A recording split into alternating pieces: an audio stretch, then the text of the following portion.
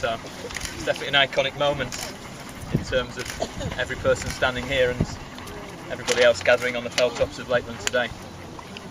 Up until statutory holidays came into effect, most people couldn't really get to the Lake District, so by reenacting the bus ride today, which, as we know, Alfred Wainright was a great user of the bus, being unable to drive until obviously Betty Wainright came along. He didn't know it at the time, but he was breaking ground, obviously, for a working class man like himself from Blackburn in Lancashire. He was making plans that would allow the hoi polloi, like myself and at least two other people here with us today, the chance to explore the fine places of the Lake Districts.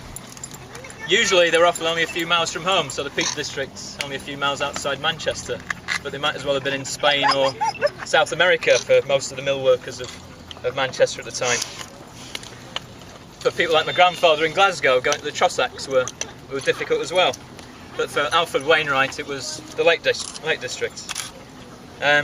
Obviously, up until the Second World War, most working class people were divorced from this landscape, and it was the richer middle class people who were the only people able to come here. The mill owners, obviously, who owned the houses at the foot of Orrest Head, were the only people who could experience this landscape.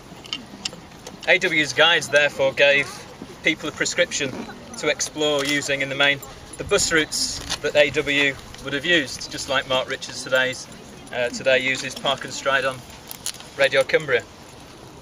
So I think we kind of owe a debt really to that man. Whether we liked him as a person or not, I think is a debate that many people could have. You know, the treatment of his first wife, Ruth, but certainly Betty Wainright and Alfred Wainright loved each other to bits. No doubt about that.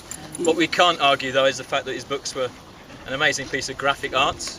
As a geographer myself, an incredible piece of geography.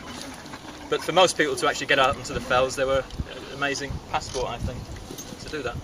So what I want to do now is to have 2 minutes silence, not only for Wainright and himself, but also just to acknowledge the events that happened also in West Cumbria this week. So.